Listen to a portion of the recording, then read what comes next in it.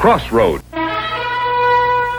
Each crossroads story is based on the actual experiences of American clergymen, pastor, priest, or rabbi, the men who give inspiration and guidance to people at the crossroads of life. These dramatic stories are presented with the cooperation of our Board of Advisors, Captain Maurice M. Witherspoon, Father George B. Ford, and Dr. William F. Rosenblum.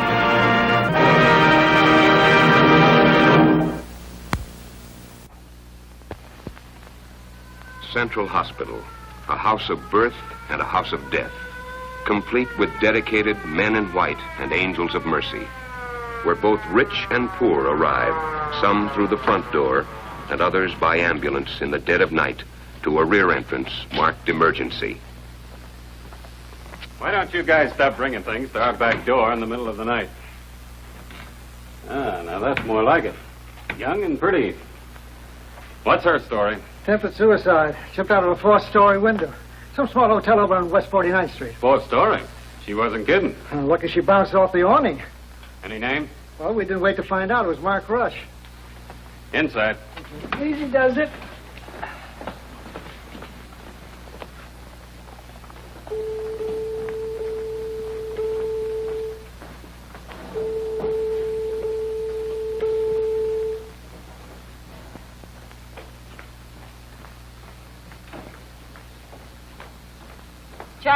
Chaplain Ferris. Here's the information on that girl they just brought in. Oh, thank you, Miss Wilson. Name Viola Southern, age 23, occupation none, no relatives or immediate friends, evidently from out of town. Recent address, Hotel Eden. Bill unpaid 2 weeks without funds, possessions being held by hotel management. A week before Christmas. No wonder she jumped. I feel there's no justification for suicide, Miss Wilson. Sorry, Chaplain. However, that might be a little hard to explain to the young lady. What's the medical report? Condition critical. They've had her in surgery for over an hour.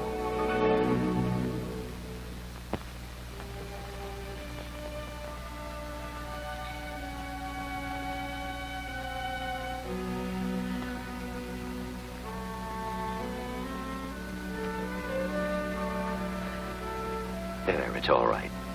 You're safe now. You're in Central Hospital and in good hands. Hospital? Yes, you've had a bad accident. But you're going to recover. Accident? I jumped. I jumped out the window. Yes. Oh. But you're all right now. I'm not dead. You're very much alive, my dear. In fact, I wouldn't be surprised if you're not well enough to be home for Christmas. Home?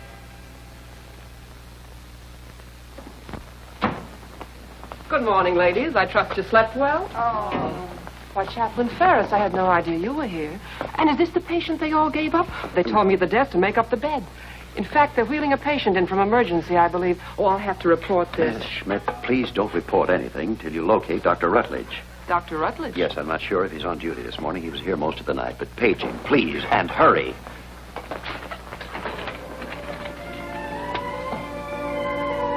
Why did you put the screen around me? Does that mean I'm dying? No, that's just for privacy. You're in good hands now, and the doctor will be here presently. Doctor? Aren't you the doctor? Who are you? I'm Chaplain Ferris. Chaplain? Yes, I'm the senior Protestant chaplain of the clergy here. You see, I'm assigned to this hospital by the New York Protestant Episcopal City Mission Society. Were you going to perform last rites on me? I'm only here to comfort you, my dear. Please try to bring yourself to confide in me. I only want to help you. Where's your home, Viola?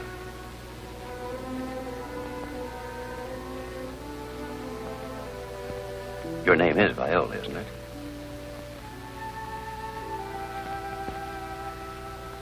Not my real name. Would you care to tell me what your real name is? I want you to trust me. You do believe me when I tell you that I'm your friend. Oh! Now, please try to relax. Do you want me to stop talking?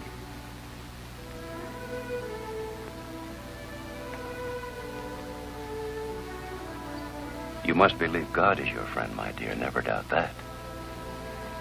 He gave you life in the first place. He restored it to you again during the night.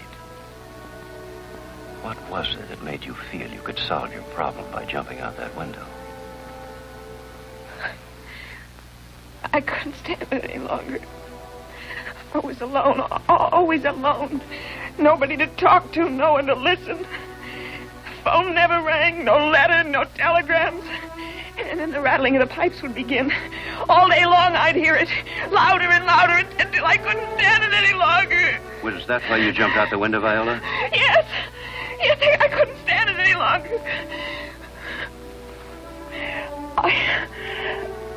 You want to know the real reason why I jumped? Please don't call me Viola. I can't stand the name. That's why I jumped. Because I wanted to kill Viola Southern.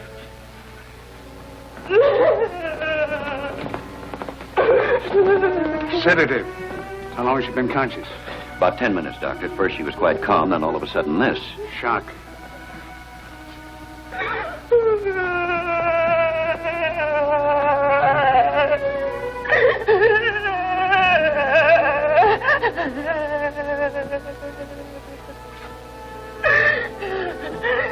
Not to be unexpected after the ordeal she's been through. Pulse, fairly normal. Respiration, okay. Color, good. I think she'll pull through physically, despite the damage to her body. Doctor, what about the damage to her mind? Ah, that's a horse of another color. Call Dr. Ashley in psychiatry. Of course, if you don't help me, I can't help you. Then how is it you don't know my real name? That will come later. Your name we don't need at present. The main thing now is to help you.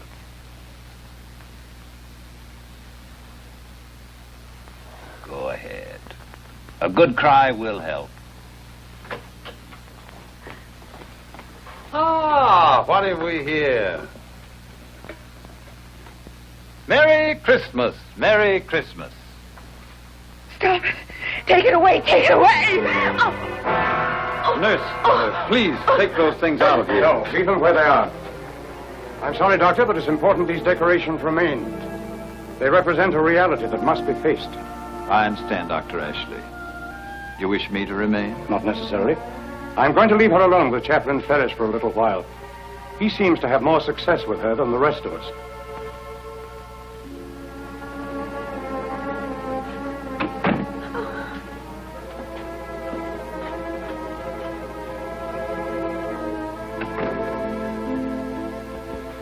What's all this to do about Christmas? Would you care to talk about it? You are my friend, aren't you? I couldn't tell the others, but I'll tell you. I hope you won't tell the doctors. Promise. It'll be all right.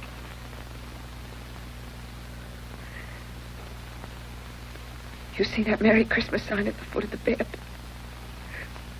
That's an omen. What kind of omen? An omen of death. You see, Chaplain, the letters are red. Red like the color of blood. My blood.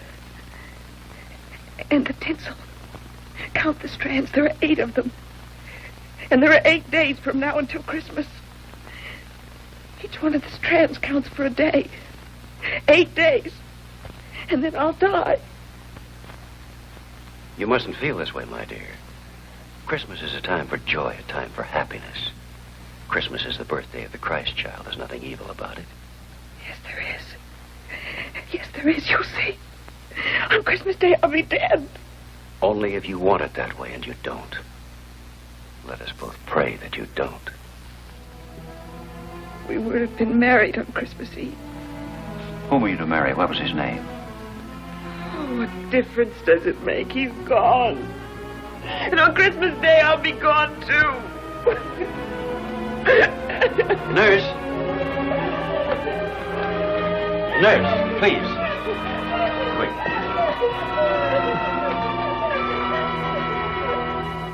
I think Dr. Ashley will bear me out that, medically speaking, she could actually will physical harm to herself. True, gentlemen. If the girl feels this impending doom strongly enough, it's quite possible that Christmas Day would mean her death. Then what's the solution? Well, so far you have her confidence, Chaplain Ferris. You must try to get her away from this belief of impending danger. There are only 8 days until Christmas, and once we get her past that date, her fear will diminish, and I think we can straighten her out. But right now, you're the only one who can help her. I have another solution, if it can be done. Find her boyfriend.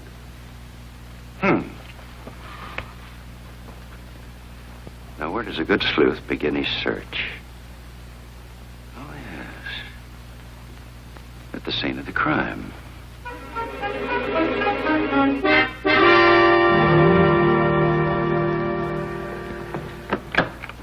Here's the rest of her things.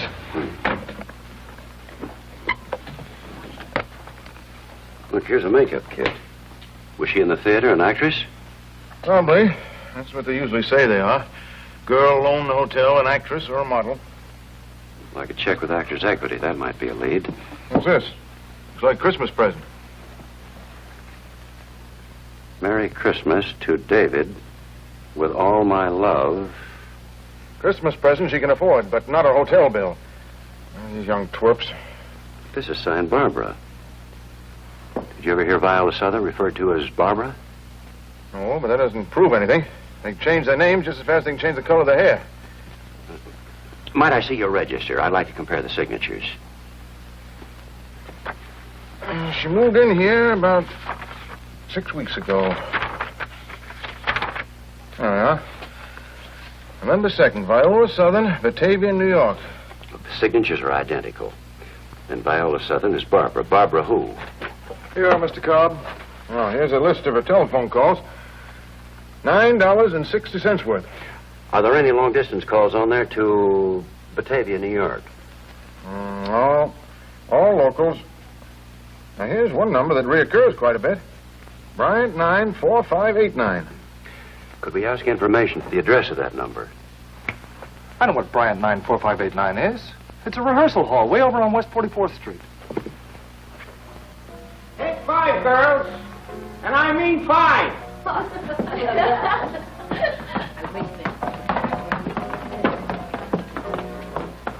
Chaplain Ferris, Central Hospital. What is this, some charity? In a way. A girl named Viola Southern is rehearsing here to play the early part of this month. I got the information from Actors Equity.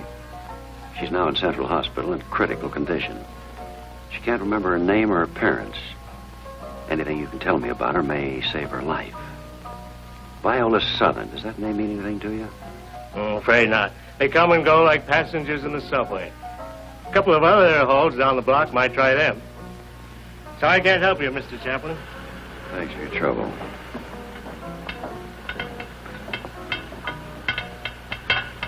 Pipes, the rattling steam pipes.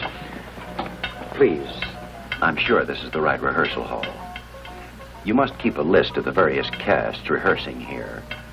Please look back in your records. Early in December, the play was called From Now Till Dawn. The girl's name was Viola Southern. Viola Southern. Don't yell, I ain't deaf. Well, Viola Southern, that rings a bell. Youngster about 23. Dark red hair, big eyes. Kind of sad looking. I remember I was kidding her one day about her name. That ain't your real name, I bet, I said. I bet that you took Viola from Viola Allen and Southern from Southern and Marlin. By golly, Pops, you hit it right, she says. Except that I took Viola from 12th Night and Southern from the Southern Pacific Railroad. Oh, wait a minute. There's something here. She left here a couple of days later. Oh, here it is. It's the part she was rehearsing. There's a name on it. What does it say? Viola Southern. Oh, no, on the other side, where she drew the picture. Barbara Moore. Oh, that's her picture. Where did you get this? She come running down the stairs, crying like a baby. She threw this in at me, and she says, keep it. I won't be needing it anymore. Then she slams out of that door sobbing like her heart was broke. Did you ever find out what happened? Oh, that's the last I ever see of her. My oldest Southern. She certainly done some acting that day. You mind if I keep this? Well, I guess it'll be all right.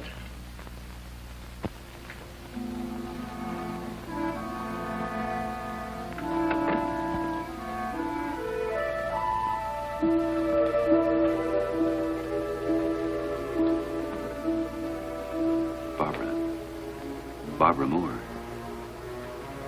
Yes. You are Barbara Moore, aren't you? Yes. Who is David? David. Where's David Walsh? What about David? Where is David now? I don't know. He's just gone. I couldn't go then, but he left anyway. So that's what you quarreled about. He wanted you to go with him, but you were rehearsing in a play. Here's the part you were going to play. The doorman gave it to me. Where did David go? I don't know what you're talking about. David always called you Barbara, didn't he?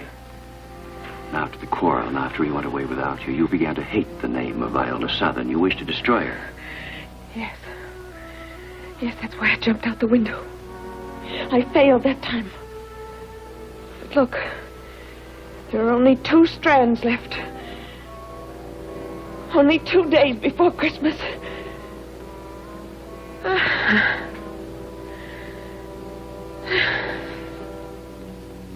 Time was running out for Barbara Moore.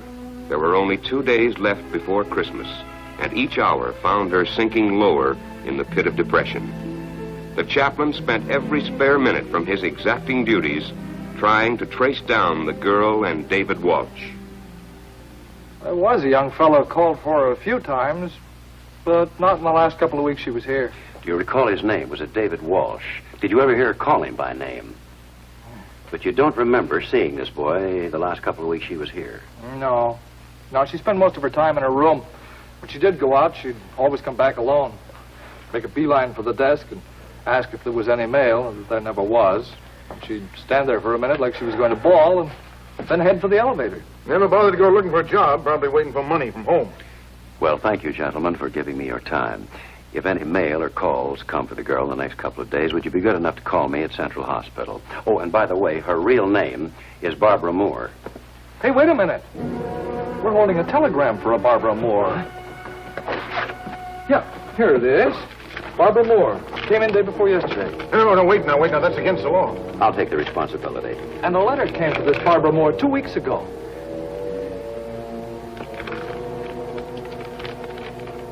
This is it. It's from San Francisco. It's what we've been looking for. No answer to my letter. Still hoping you can get here by Christmas Eve. All arrangements made for our wedding is planned. We'll wire money for transportation and expenses as soon as I hear from you. I love you. Hurry. David. No address? The address must be in the letter. Where's the letter? Well, I returned it to the center day before yesterday. You returned it? What'd you do a dumb thing like that for? Well, we had no Barbara Moore registered here. I held it for 2 weeks. This fellow was going to send her money. The hotel might have got off the hook, but no, you got to send the letter back to the return address. How come you got so efficient all of a sudden? How was I to know that Viola Southern's name was Barbara Moore? It isn't his fault, Mr. Cobb. David Walsh always thought of her as Barbara Moore. Probably resented her stage name. There must be some way to trace this telegram in San Francisco.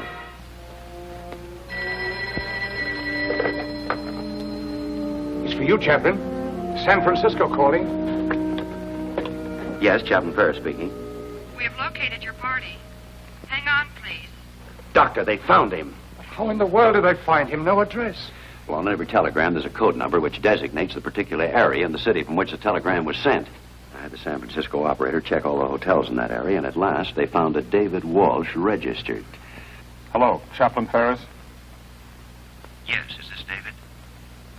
This is David Walsh in San Francisco. I got your message. You said it was urgent.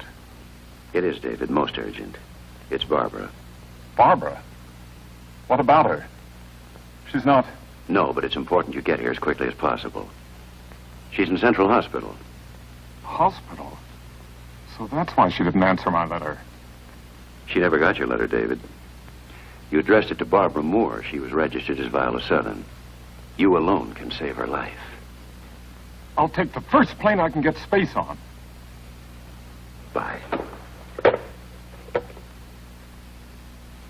Dr. Ashley, what are we going to do with 608? How's that? Why does that frustrated Sarah Bernhardt rate a single room? All she does is lie there and mumble about how she'll be dead by Christmas. That isn't too long to wait, is it? This girl is in a critical condition. She came in here alone and friendless with a tag on her. She could very easily have been shoved into a corner like an old piece of luggage in a check room. Those things often happen in a large institution. Nobody's fault. Just too many patients for proper personal attention. Luckily for this girl, she found a friend. I thought that plane was due at LaGuardia at 5 o'clock. It's past 7 now. I know. I just checked with the airport again. Still delayed due to the storm. Last report, they were set down in Chicago. Chicago? But that's 3 hours flight in normal weather. Time of arrival now unknown. They hoped it would be in before midnight.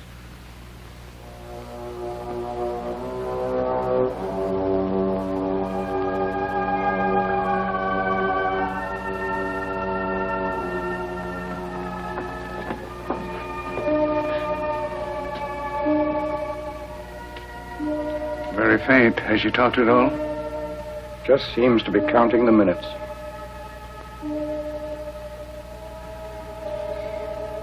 What time is it?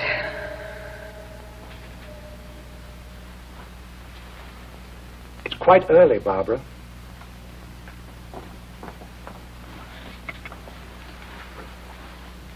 No, please. Please just let me alone.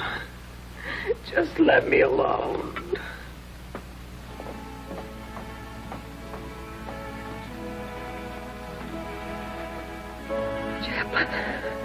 Chaplain. I'm afraid.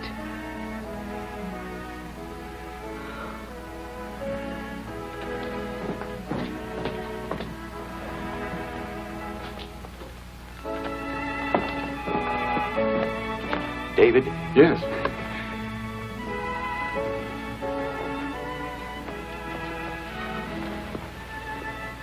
Barbara? Barbara?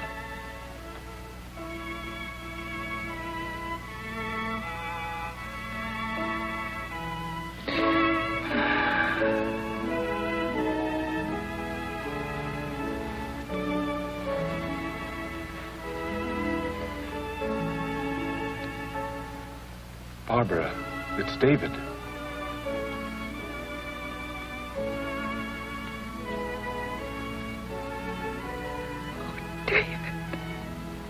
David's flown all the way from San Francisco just to keep his Christmas date with you. How could I have ever thought he wouldn't? Oh, Chaplain, I've been so wrong. So very wrong.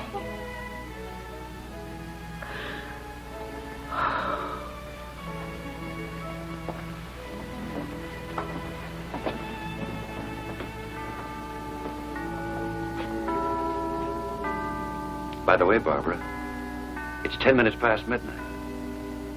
Merry Christmas.